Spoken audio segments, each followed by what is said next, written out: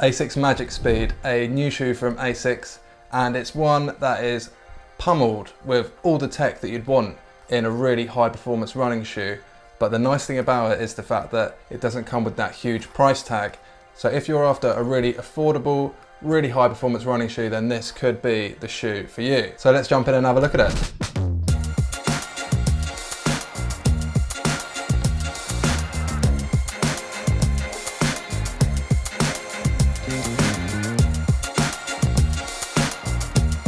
So let's start how we do always. We'll work from the top of the shoe and work our way down. So lace system comes with your really sort of classic mid-stretch laces, but it's worth noting that it comes with a lot of these eyelet holes. And what makes this good is the fact that you can really manipulate the shape of the shoe from the laces. So if you've got a wider foot or you need a bigger toe box, you can change that area in the lace system to make it fit your foot shape, basically to give you a more comfortable ride. So that's a really nice touch to start with, and it's one that I would like to see basically in more running shoes, because why not? It's just going to give you more choice when fitting your shoe. So moving on to the laces down to the tongue, we've got a super thin tongue. I mean, it's hardly even there. You can see straight through it.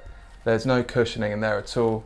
And the main focus is basically to keep the shoe as light as possible, to keep the shoe as responsive and basically keep you as quick on your feet as possible as you can be. So it's not going to be the most comfortable setup, but then none of these high performance shoes are aimed for comfort, so it's not something that they're trying to achieve with this, but it's going to make you as rapid as possible, so it's doing its job quite well. Although I would quite like to see some gaiters running down on either side of the tongue, just to make sure that that tongue runs straight. I know that would add a tiny bit more weight, but I often find having the gaiters and keeping that tongue perfectly straight adds that level of comfort that's just worth that extra few grams. But either way, I'm sure it's no big deal. Then moving down to the upper material, you've got all over this shoe a really nice engineered mesh, which is what we're seeing in all good running shoes these days basically.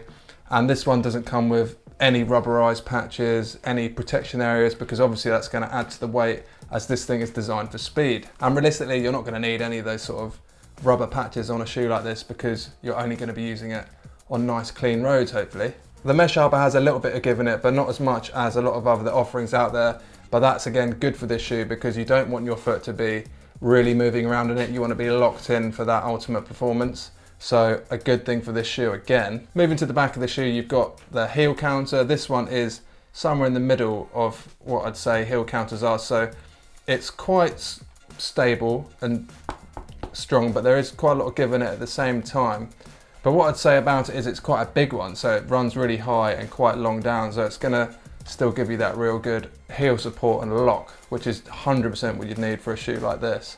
And then when you look inside, you'll see that there's a super minimal bit of cushioning up at the top here. It's just a small sort of little pad there that's gonna, more than anything, just gonna assist with that heel lock rather than be there for any more comfort really. So primarily designed for speed and maximum efficiency, as opposed for comfort. Moving down to the midsole, we've got the Asics FF Blast Midsole. So this is a super responsive, super cushion midsole that's really going to help keep your ride really comfortable and plush, as well as propel you and be nice and responsive out on your run. But what's really interesting, especially at this price point, is you've got carbon in here. So this isn't a full length carbon plate that runs from heel to toe, but it's just a midfoot forward carbon plate. So what that's going to do, it's going to add some really good stability to the forefoot of the shoe, but more importantly, it's going to give you that really good, at the end of your stride, when you have that toe propulsion off at the end, it's going to give you that really good responsive energy back, which is just going to make you faster and be able to run that little bit longer too. So if you're wondering how big that carbon plate is in the shoe, then on any of the models that you'll get, it's basically roughly the size of that coloured bit underneath the outsole here. So that's roughly the size and shape of that carbon plate in the midsole there.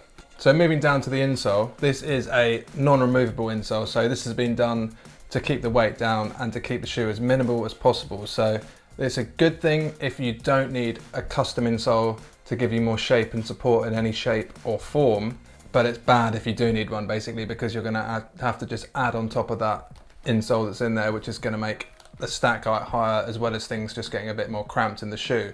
So take that in mind when you're looking at buying this shoe. And on this point, it's worth mentioning that this shoe runs completely neutral, so it's going to be best for the neutral runners of you out there that have a nice neutral running gait. So moving to the outsole, I'm actually surprised to see as much rubber down here as you can do. So basically, with a lot of these sort of lighter weight, faster shoes, they have zoned rubber patches where basically that harder, heavier rubber is zoned out into the more contact point of the shoe with the ground to keep the weight down. But here we've got it basically covering the whole shoe, minus a little patch here in the heel.